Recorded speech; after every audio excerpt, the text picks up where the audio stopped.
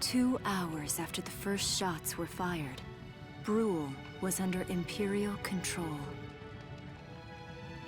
Though a mere skirmish by Empire standards, the raid on Brul would mark Welkin Gunther's first taste of battle and begin his rise to a Gallian hero.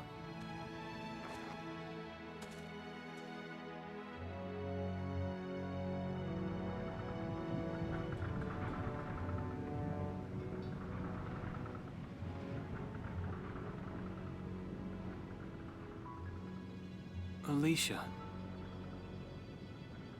I thought I would be ready for this. I knew war meant this might happen.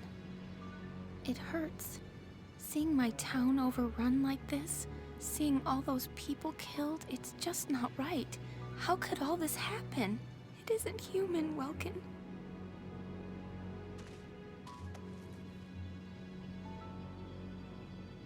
We look at those birds and see how wild and free they are. But they all have their own territories. If anything threatens their home, they'll risk their lives to defend it. People are animals too. We do what we have to, when we have to. Animals are in a constant struggle to stay alive, but I've also seen them help each other, almost like they were cooperating in order to survive.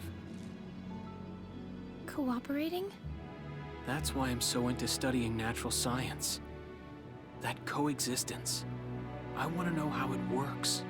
If we could figure that out, mankind could put it to use for our own survival. That's why I want to be a teacher, so that I can pass that knowledge on to the children.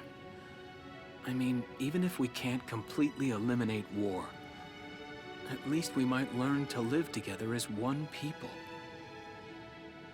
You think so? Welks, look. Martha fell asleep, so that makes me the babysitter. See, Alicia? Oh, he's adorable. Just like you said, even in war, new life happens all around us. Come here. Look, that's your hometown. Someday, we'll come back home again. Yes. Someday soon.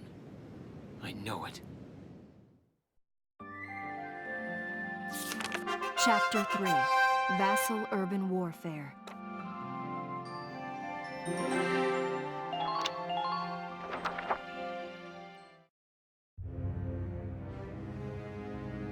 In March of 1935, the Empire began its invasion across Gallia's eastern border. Maximilian, commander of the Gallian invasion front, built his army around mobile armor. Ghirlandaio and the other fortresses along the border fell to his tanks in quick succession. Brul's fall in under 2 hours was typical of villages in the Empire's path, and the road to the capital bore a steady flow of refugees.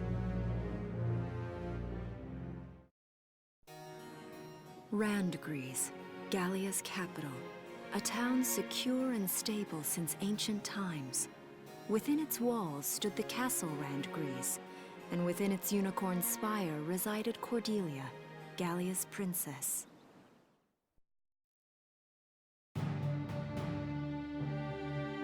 Supporting Gallia's policy of neutrality was a system of universal conscription. Under it, all schools required military training each year.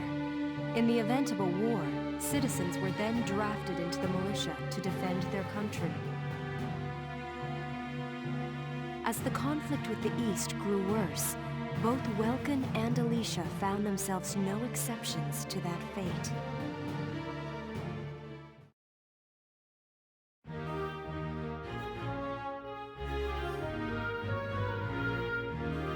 So these are my new digs. Oh, my uniform. I should get changed before reporting in. Better get ready now.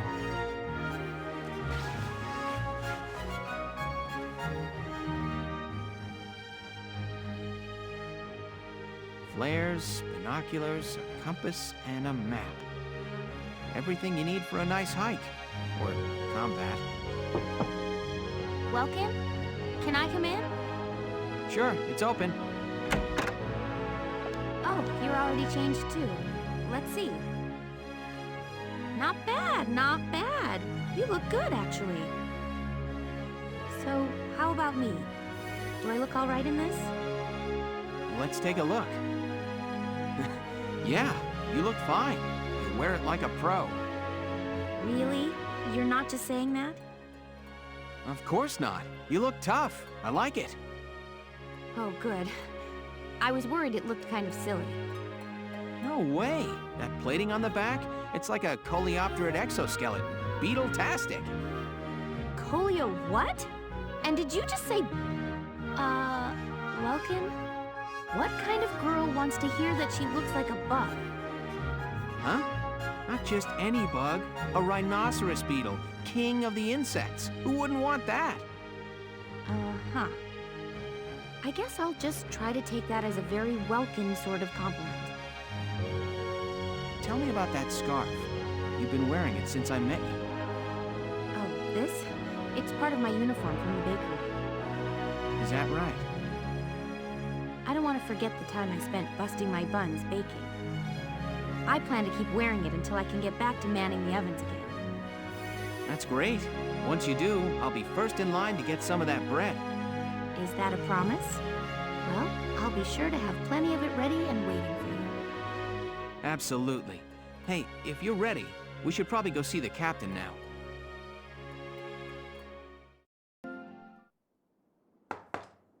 Come in. Excuse me, ma'am.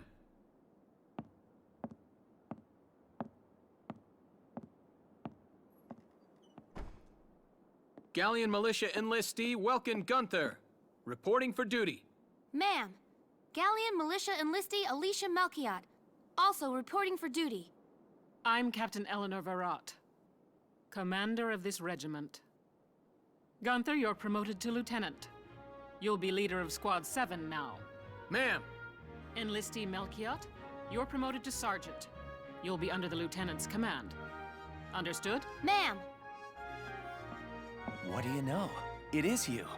Nice coincidence, huh, Welkin? Valdio? I had no idea that you'd enlisted. Yep. Now that there's a real war going on, I joined up. Pretty much all the officer and training boys are here just like you. You know each other. Yes, ma'am. We knew each other at university. Welcome was in science and I was in archaeology. And just look at us now. No archaeology or science. Looks like the two of us are studying war, I guess. Looks that way. It's good to see you. And you. That'll be all for now. There's a strategy briefing later today, but you still have time for you to catch up.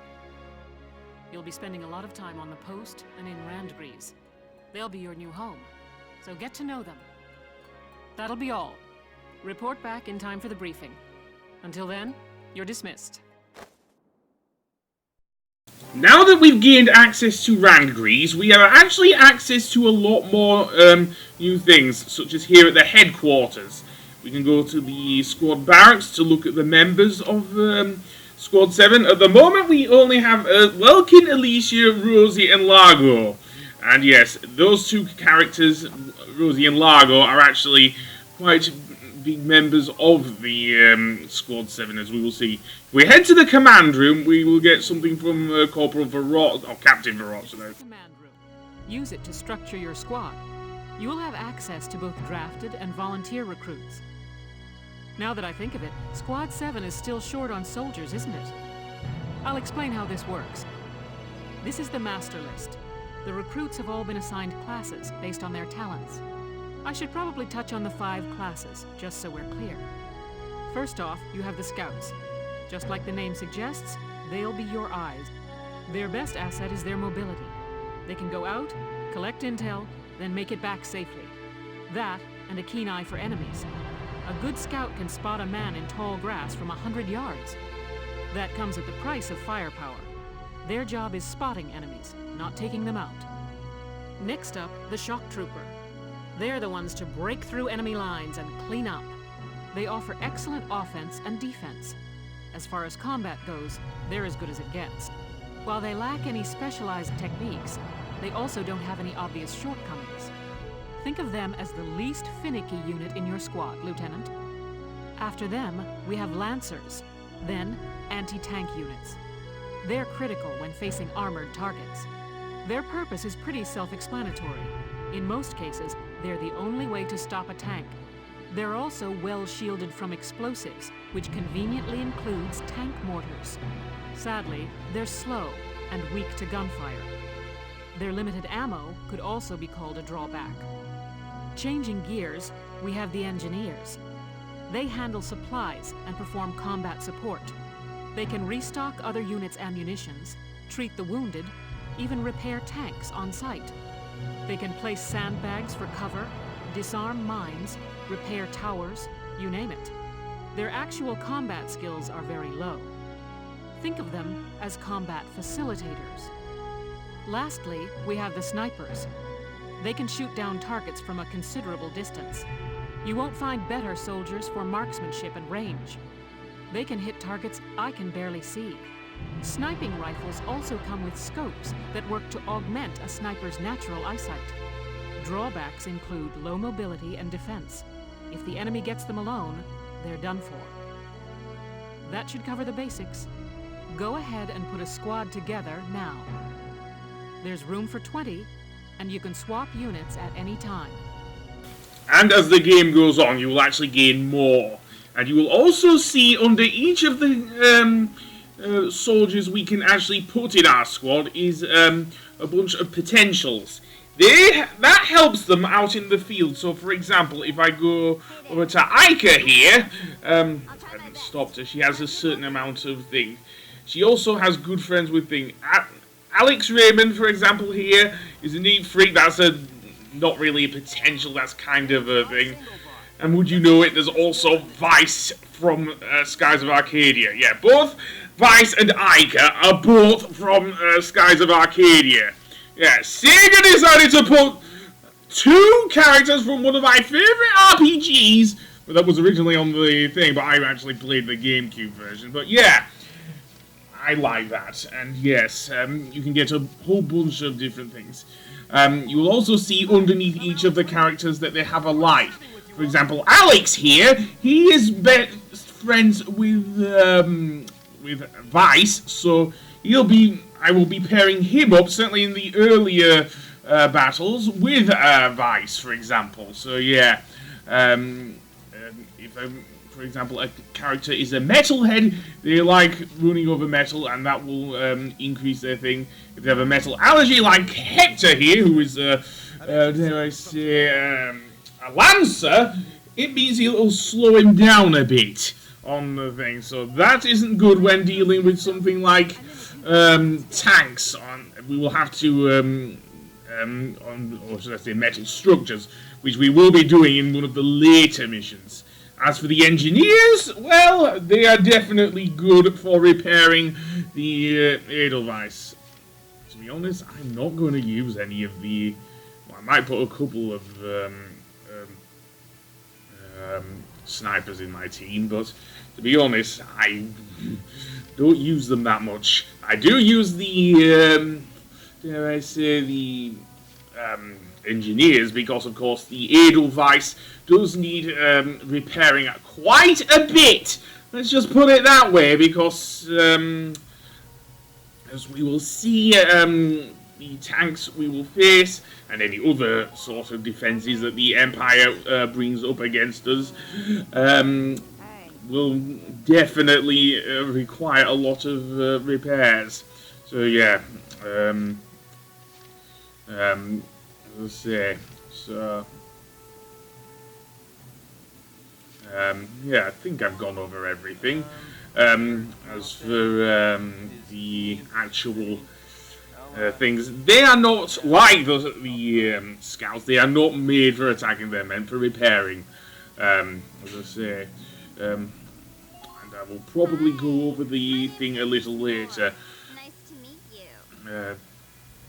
But yeah, that's basically the thing.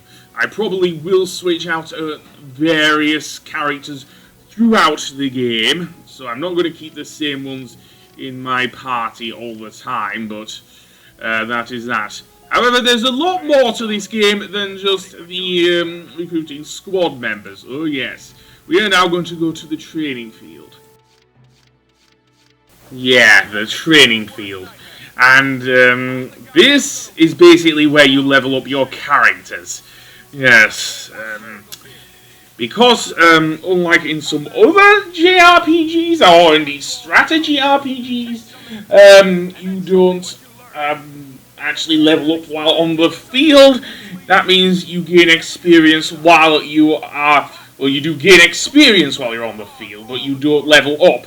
This is the place where you actually level up, and you will be able to gain new potentials and orders, and I will get to that as the game goes on. But for now, once the drill sergeant here has done his spiel, yeah, I basically managed to go over what he is saying just now. So I'm guessing he's gonna put me in the brig or something like that. So are we gonna see it? Nope, he's just gonna keep explaining. So be it. You actually have a board, and as you can see on the top right corner of the screen, you will see that I have 2,070 experience gained from my thing. So yeah, so let's see how much experience we can get. We can level up our scouts, I guess, our troopers, lancers. In fact, I think we can level up all 4 of them. I'm not sure. Let's see. Yes, we can. Although we will have to be a little bit more picky with our units a little later on. So yeah. But for the moment, yeah, that's a clear level up, and I do want to do it. There is a way to actually gain more experience without doing the main story, which I will go over a little later. And yes, indeed, like the drill instructor said, we will gain more and more experience as it goes on. The other area I'm going to look at in this episode, we're not going to do any battling here today. The other thing I am going to look at is the R&D area, the research and development area in this game. Because, of course, being that we now have a tank on us, and also we use, dare I say, various things, but we will get to that. We'll get to that. And apparently the drill instructor will give us an order here, evade boost, which will allow us to actually raise 1 unit's evasion. However, it can only be used at 1 unit at a time, so yeah. We will get to that a little later, but yes, the research and development. So, I am indeed going to go there after I have done speaking to this guy. Yeah, this guy is really strict, isn't he? Well, anyway, the R&D facility. You'll see there I have some money there. Welcome to R&D, man. What can I do you for? Wait, I know that insignia. You're Lieutenant Gunther, aren't you? I knew it! Man, I've heard about you. That evacuation at Brul was just... wow! Protecting a tiny life in the middle of all that slaughter? Man! Oh, Lieutenant, you're good people. You get all my respect and then some, bro. What's going on, Leon? I could hear you from clear across the hangar. Oh, Casey, check it out! It's Lieutenant Gunther! He's the man! Sorry about him, Lieutenant. He's like this all the time, I'm afraid. But where are my manners? I'm Kreese Cherney. I'm training here as a mechanic. Oh, and I'm Leon Schmidt, but just call me Leon, bro. I'm your boy. So, Lieutenant Gunther, what brings you down to R&D today? We do work here on weapons development, making upgraded weapons and equipment. And that includes rifles and machine guns. We can even soup up your tank. Of course, research expenses aren't cheap. rifles and other firearms, we'll mass-produce new models as they're developed. You won't have to worry about making enough for your squad. We'll outfit them.